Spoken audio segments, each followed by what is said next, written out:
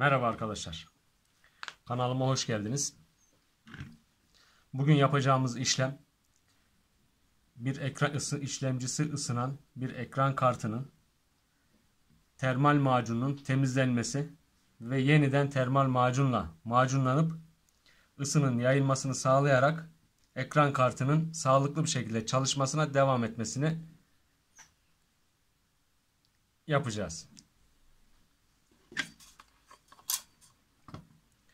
Öncelikle ekran kartının soğutucusunu sabitleyen vidaları gevşeteceğiz.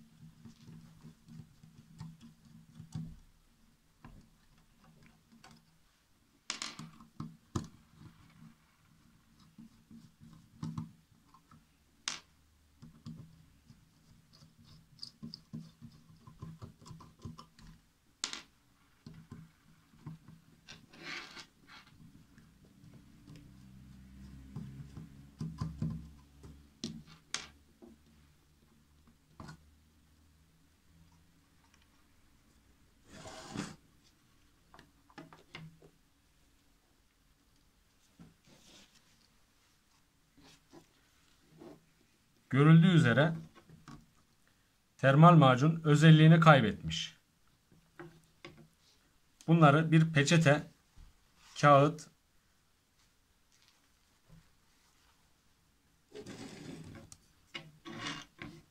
ıslak mendil gibi bir malzemeyle üzerlerini temizlememiz gerekiyor.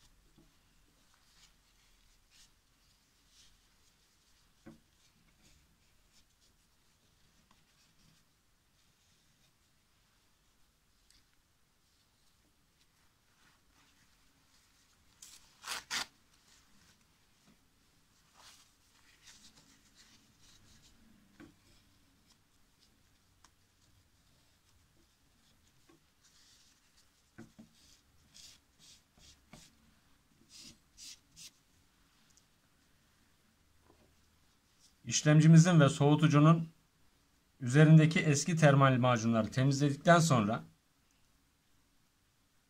işlemcinin üzerine çok fazla olmamak kaydıyla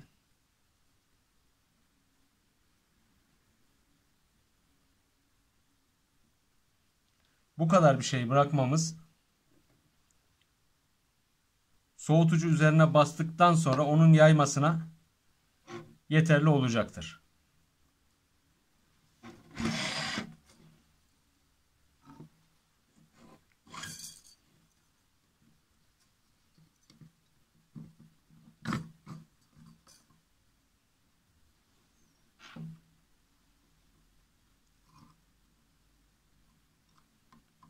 Soğutucunun sabitleme yaylı vidalarını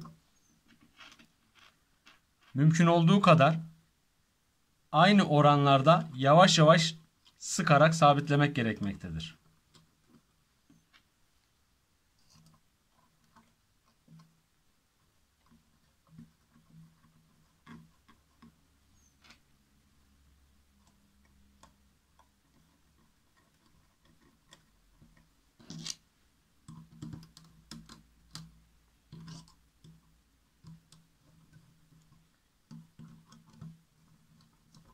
Hiçbir vidayı tek başına sonuna kadar sıkmamak lazım. Eşit orantıda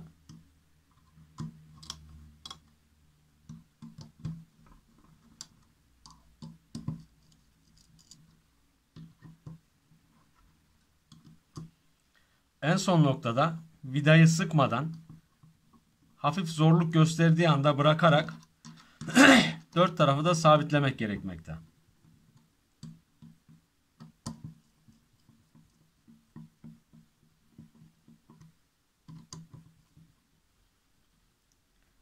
Dört tarafta el torku seviyesine getirdikten sonra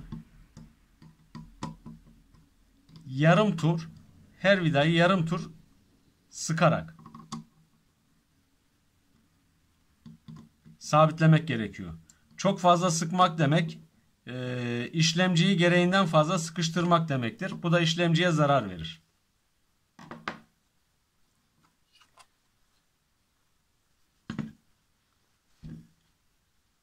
İşlemimiz bu kadar.